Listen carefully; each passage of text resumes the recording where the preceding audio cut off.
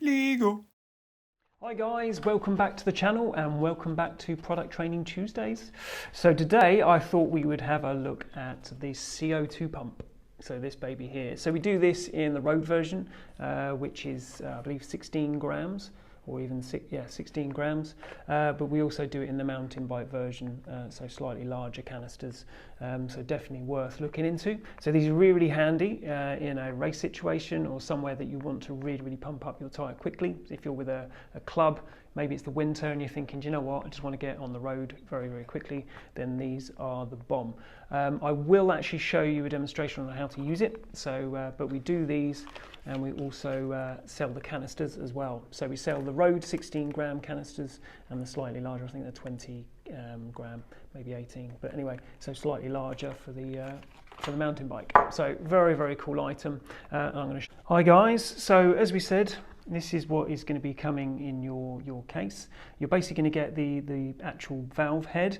You're going to get a CO2 canister, kind of partially screwed in, and you're also going to get the frostbite case. Okay, so bear that one in mind, guys. So always keep the canister in the actual frostbite case, because that is going to keep your hands protected. It's going to insulate this, because as soon as this CO2 cartridge discharges, it will freeze your hands, and you don't want that at all. Nobody wants frostbite.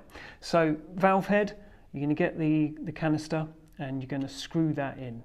You're going to make sure that you keep your hands clear of this part here and also the valve head itself. All right, you don't want that discharging by mistake as you're turning it. So put your finger on here, give it a good old turn.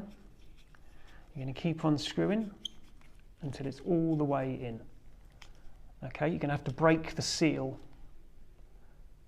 on the top of the canister. Okay, so once that's screwed in fully, you can see that there's no gap here.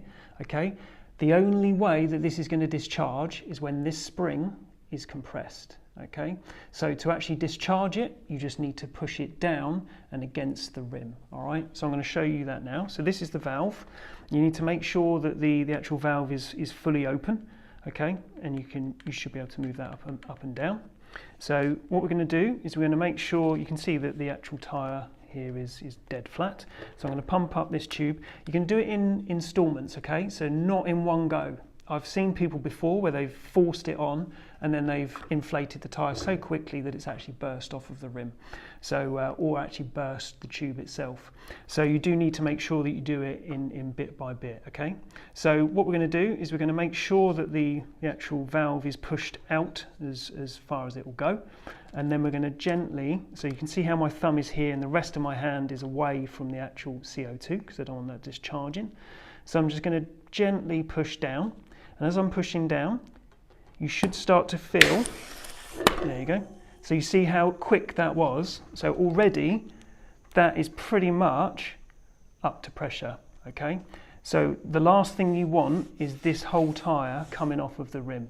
So you need to make sure that it's literally just done and then straight off again, and then check to make sure it's seated all the way around. Now this is very cold, and if I take off the actual cover, sometimes you can see that they frost up on the edge. This is actually not too bad, but the actual top here is pretty cold. And if I show you the valve, you can probably actually see that the actual frost is on there. In fact, if I just wipe that off so you can see, that's how cold it is. All right, so just bear that one in mind, guys. So don't overinflate it, otherwise this thing will either pop off or burst. They can also be used actually for tubeless, for seating tubeless, and I have done that a couple of times out on the road. So quite handy for that. But of course, like I say, they do inflate very quickly. So literally that was up to pressure in what, a couple of seconds, and then off you go. Once you've used this though, you can probably get about 2 tyres worth out of this. So as you're riding along, you will start to lose a bit more pressure from the valve, and that's just because of CO2. It's slightly different to air. So you do need to make sure that you do top up every now and then with the rest of your canister until at least you can then replace it with normal air. Bear in mind, if somebody's got a pump on the ride with you, then you can replace it with the air. But once you get home, discharge it, obviously being careful of your fingers, discharge it completely and then pump it up with your track pump at home to make sure you refill it with air, not CO2. All right, so hopefully that's been helpful, guys. You can also buy the canisters, and we do those in triple packs. And we also do that in mountain bike as well. So, but feel free to have a look online or get them in the store. Anyway, take it easy, guys. Hopefully that's been helpful, but I shall see you next week. Take care. Bye.